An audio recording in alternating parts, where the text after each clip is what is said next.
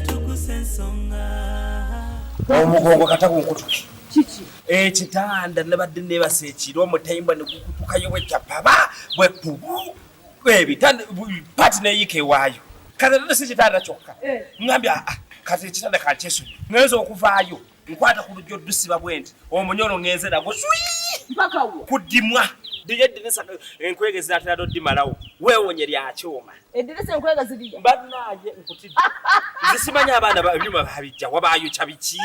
mwabuuzenga ku bantu nyamba nti abaana bankolera ekitanda bani abaana ba Invention Plus group of companies obamanye bankolera ekitanda n'abazzukulu bajja kukisulako ujibu ebiti n'otangamba ate munange tebaboola bamukolera bakiri bona nze nvudde wano kugambye wano kama kyolimpa okyuse njagala enzigi bbiri wezireziwe naye ziba 10 ozifuna leero Zubeno oyo kanganojja tenyekula Invention Plus Group of Companies basangibwa Nsangi okulirana Hana International School abeetaze bakubire ku not musanvu not 2 not musanvu 8598 oba not 392 emu musanvu 587. Okay, kwa SB4 Media Tuggussa Enssonga muzukulu wa Kabajja yakobozaako omugeye nzeke nyini omulema wammwe manyi twafunamu obuzibu twagenda ne tuyingira empaka ziri zaali za Kasammeeme amagulu ne tugalekayo twagaleka bandi sorry about that naye nga abatulaba era batuwuliriza tuli mu bujjanjabi obw'amaanyi ennyo era kimanyi bwe tunatuukira mu January tujja kuba nga ate tuzzeewo bulungi nnyo abaatusaasirako abakosebwa nga naffe tukosebwa mwebale abankozako kasima nga nsaasira mwebale abambeereddewo mu ngeri yonna nina mukwano gwange nno ndamukyala Liyeeti yampeereza emitwalo 10 ngamba SB4 funa obujjanjabi neewuunyiza nnyo mulimu abantu abalina emitima emirungi neewuunyiza nnyo maama wange ali eyo yukke yampeerezaayo ku ssente neyanziza nnyo leero tukomye wano ku Invention Plus okubalambulako n'okulaba emirimu wegitambula twajja ne tukukyalirako ko myezi nga gigi emabega abantu bali kutubanja bagamba omusajja oli gwe maaleeta bali abakola mental works omulungi nina kasitoma waffe owaba wange yali US yalaba akalango oba programu yaffe n'akwesiga n'omukolera emirimu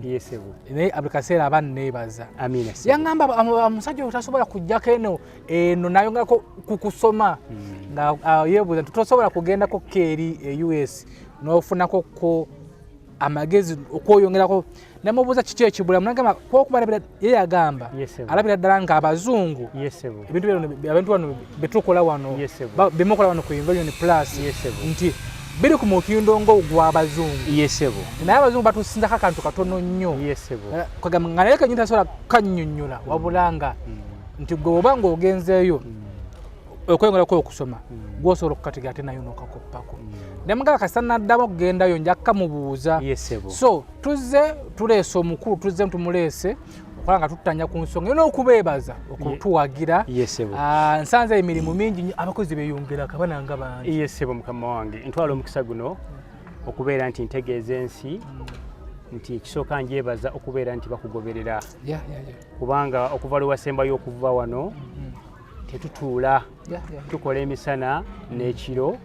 era nga twebaza nnyo abantu baffe bonna mu nsi yonna tufuna amasimu emisana n'ekiro abantu batukubira okutuwa orders naye nga batugamba nti basinzidde ku SB4 Media tubeebaza okubeera nti mutwettanidde ebbanga lyonna tubeebaliza ddala okubeera nti temutusuuliridde ne tubeebaza okubeera nti mutwettanidde ne mutujjumbira ebintu byaffe nga bwemulaba ebintu bino bwe twali wano twabagamba era ne tubanyonnyola ne tubagamba nti bwe tubeera wano ku Invention Plus Group tetukola bintu kubeeraawo era buli kintu kye tukola tugenda okiteekako omukono eba order ya muntu ne order eno yonna gy'olaba eno yonna nga bw'ogiraba essaawa zino n'ebiri ebiri wansi bintu by'abantu b'enjawulo era wootegeerera nti bintu by'abantu eby'enjawulo otunuulira designs ezikoleddwa oba patterns ezikoleddwa kati bw'omala okutunuulira patterns ezo ezikoleddwa n'ogamba nti kakati bino biri mu design y'emu nti bigenda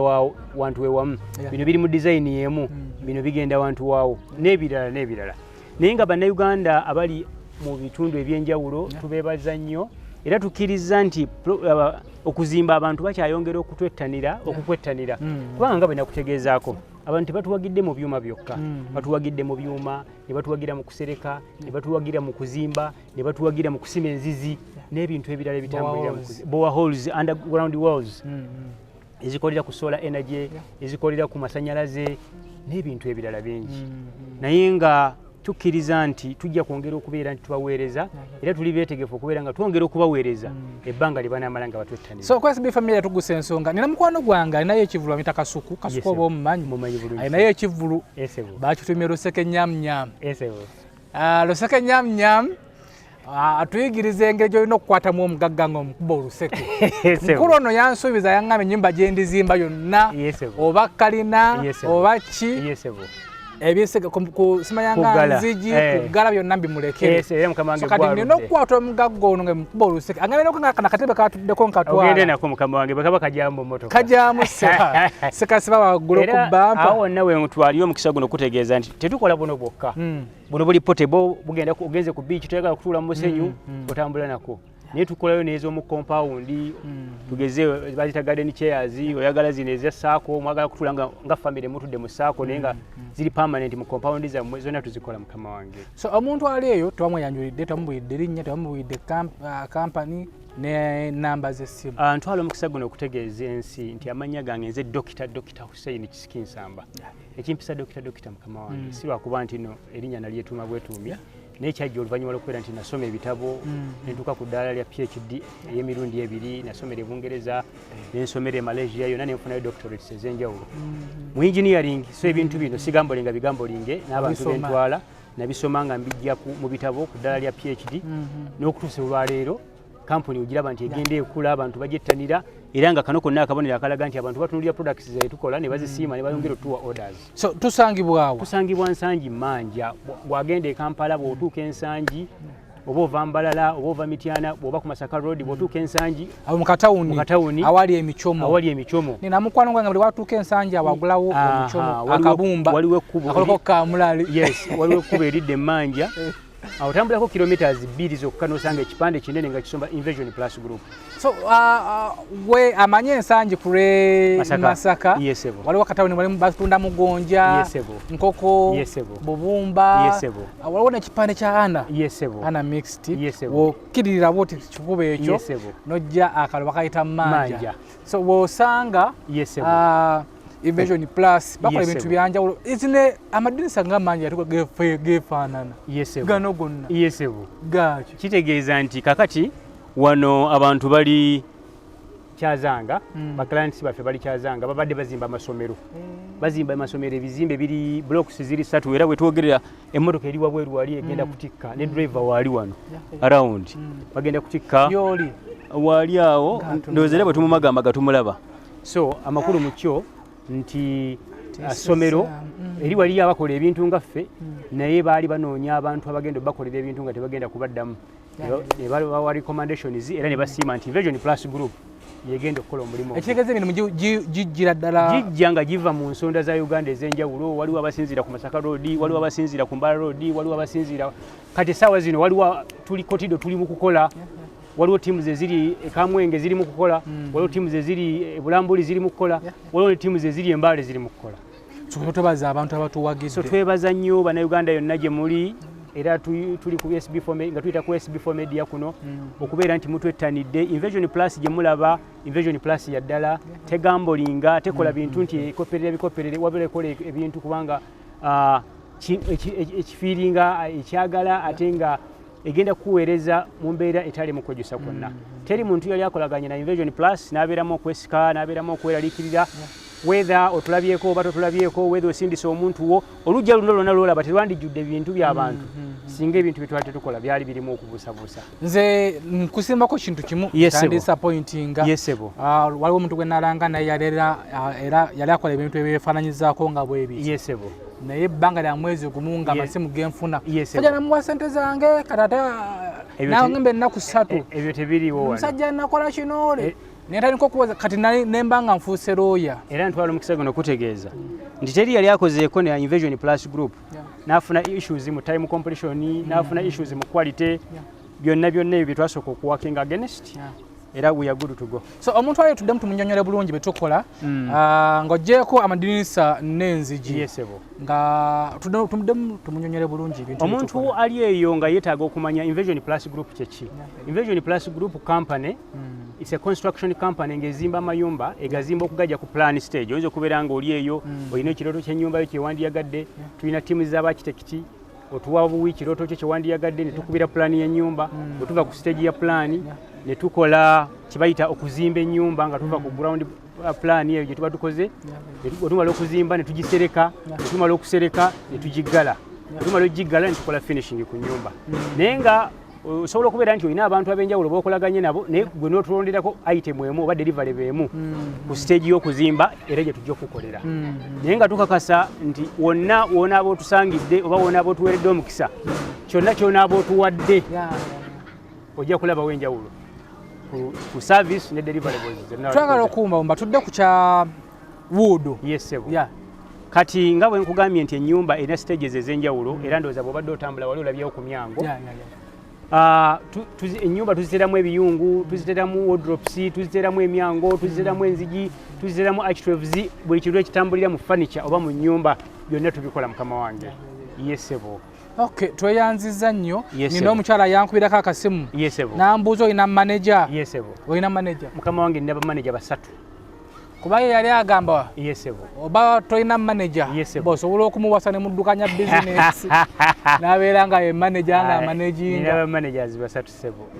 bonna nga kuliko omukazi omu mukyala ababiri basajja. Sebo mukama wange oweerezeeyo obubaka omwana yali akimbuuzizza ekyo naye nga tetumudisappointing asobola okubeera ku waiting sawa yonna ono asobola okulitayalinga oba okubeera nti ate tufuna obwetaavu obwa manager owokuna emirimu tubeera nga tugikwasa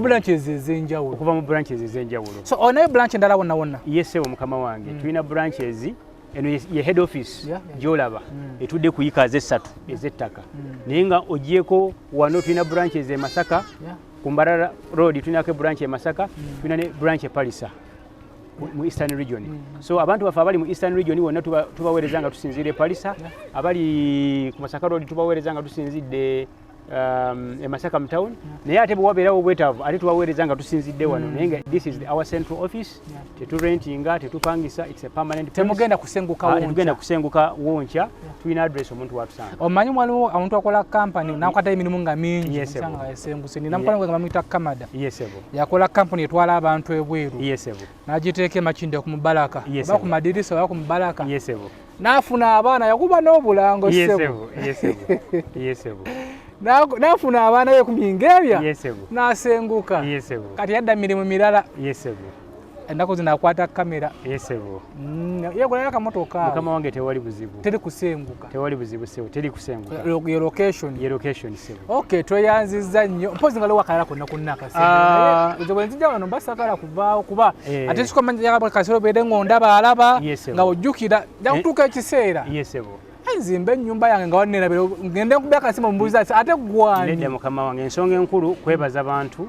nakwongera kubasiima olw'obwesige ne trust gye batuwadde kuva lwe twatandika kuba tuli mu mwaka guno gwa 12 nga tukola consistently and diligently on a daily basis. So tweyongera okwebaza bannayuganda bonna gye bali olwa trust gye batuwadde olw'obwesige bwe batuwadde era tuba promise tugenda kubeera nga twongera okuteeka obuyiiya mu mulimo guno n'okwongera okubeera nga tubaweereza obutakoowa. So tweyanziza nnyo tweyanze kitwato kyaliddeko kasuku okutumidde kasuku ansanyusa nnyo kamukubireza akalango ayinayo ekivu kya oluseke nyamunyamu tujja kuba nga tukutegeza dates maaso awo ne mutumiddeko nnyo era nga no kyendiko nkyalusimbye era leero nnyinza okubawo n'amakungula ga luseke munyama katebe kano yesebu tewe kabwa weti mu buto bakajja nene bakabata kajja yesebu yakateka gulu tewali buzibu mwana nagifuujira naye katweyaziza nnyo so abagala abagala okukontaktinga Invention Plus Facebook kwemuli ku Facebook kwetuli ku YouTube kwetuli ku TikTok kwetuli ne ku LinkedIn kwetuli ne ku media platforms zonna oli yonna abayerabidde agenda bugenze mu Google n'ateekamu Invention Plus twasomere namba y'essimu 0702078598 eya Airtel oba 0392175187 tuziddemu mpola mpola omwana ayinza okuwandiika naye asobola 0702078598 eya Airtel oba 0392 17 57 nga ya MTN. Okay, tweyaziza nnyo Dr. okuva wano ku Invention Plus. Kwa SB4 Media Tuggussa Enssonga kwetuli muwagire omulimu guno. Yes, kuba otulabanga nga tukyayidde omuntu emirundi egisukka mu gumu ng'omanya omuntu ono tatuwadde yadde obuzibu era tukwebaza olw'okuba ng'oli mulambulukufu mu byokola n'okukola emirimu emirungi kuba amasimu genfuna tesiko ne comments bagamba weebale tiimu zino zonna zoolabye ziri eyo wansi n'endala eziri ku masites zandibali tezikulanga kubeera nnyingi bwe zityo singa twali tetulina amakoona mu operations zaffe. So tweyanza nnyo abatuwagira n'abagenda okutuwagira tweyanza nnyo beesigwa osobola okuba nga toliiwo bwe kasita musindikira wali site yo na measurements nezikolebwa mulimu ne kubanga gutambula bulungi nnyo kuba abasinga waliwo omukyalo gwenna yankuyako kati munayo omwesiga sente zansabye wenzimuweereza omulundi gumwana nkolera omulimu nakuweereza nokolera omulimu nga mulungi nnyo yampeza n'ekifaananyi yali yazimba ennyumba ye nga nnene nnyo naye nga ate yanyuma nnyo so mumwesige andi emirimu giri mu bulambulukufu. Essimu ziri ku screen okwo mukubireko tojja kubeera nga ate wejjusa. Nze muzzukulu wa Kabajja Kamada ali ku kamera ne mukyala we bali babiri bakoze babiri ye mukyala we bayagalana nnyo kuba kibooko zijja kusibuka sayidi zeeyo ate omukulu oli akuba ku mutwe onoowulira naye byebyo amanyi buli kirungi kiva mu kituufu mu bulumi katukuleke tweyanziza nnyo okutukkiriza okukukyalirako bwotulabanga tuyita eno ku lw'emasaka ne tutuukako ensangi nga twekoonako keno kubuuzaako tweyanzeege SB4 Media Tuggussa Enssonga bere bulungi mweraba. Airtel Extreme Unlimited Internet is now bigger, faster. Say goodbye to internet limitations and hello to unlimited possibilities. Experience the incredible power of super fast unlimited internet connectivity and wave goodbye to frustrating buffering connections. That's right, bigger, faster unlimited internet at unbeatable prices. Dial *125# to activate your monthly unlimited internet. Airtel, a reason to imagine.